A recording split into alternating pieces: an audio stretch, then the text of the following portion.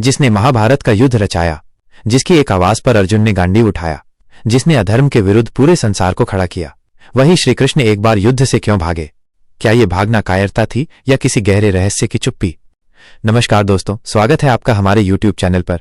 आज हम आपको बताएंगे वो रहस्य जो हर कृष्ण भक्त को जानना चाहिए, क्योंकि रण से भागने वाला ये भगवान वास्तव में भागा नहीं था, बल्कि पूरी दुनिया को बिना तलवार उठाए युद्ध जीतने की कला सिखा रहा था। ये कथा महाभारत से पहले की है।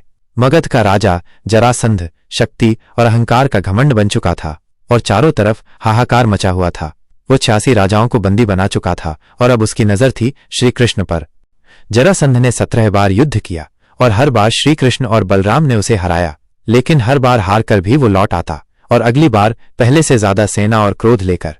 श्री कृष्ण ने देखा यह युद्ध कभी समाप्त नहीं होगा, ये केवल विनाश की आग बढ़ाएगा, और तब लिया उन्होंने एक ऐसा निर्णय जिसे आज भी लोग समझ नहीं पाए।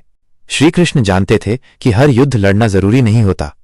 जरासंध का हर बार लौट आना सिर्फ शरीर की शक्ति से नहीं, बल्कि उसके अहंकार और पुनः संघर्ष की जिद से था। जैसे नदी की धार को कभी कभी रोकने के लिए किनारे बदलने पड़ते हैं, वैसे ही श्रीकृष्ण ने रण छोड़ना चुना, लेकिन कायरता से नहीं, बल्कि विवेक और नीति से। उन्होंने बलराम के साथ मथुरा से द्वारका की ओर प्रस्थान किया।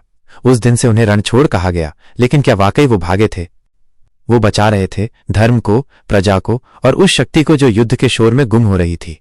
लेकिन कुछ कृष्ण के आलोचकों ने रण छोड़ना को अक्सर गलत समझा, किंतु भगवद गीता का उपदेश देने वाला भगवान कैसे बिना सोच समझे रण छोड़ सकता है?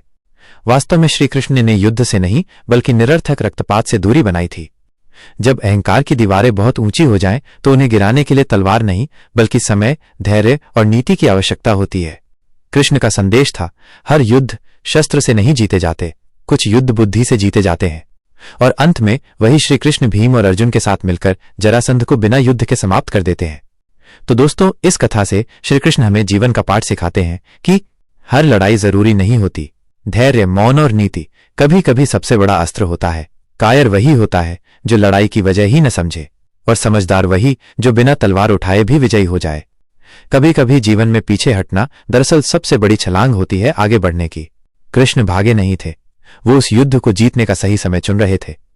अगर आपको ये वीडियो पसंद आया हो तो लाइक करें, जय श्री कृष्ण कमेंट करें और सब्सक्राइब करें हमारे चैनल को, जहां हम हर बार श्री कृष्ण के दिव्य रहस्यों को आपके सामने लाते हैं।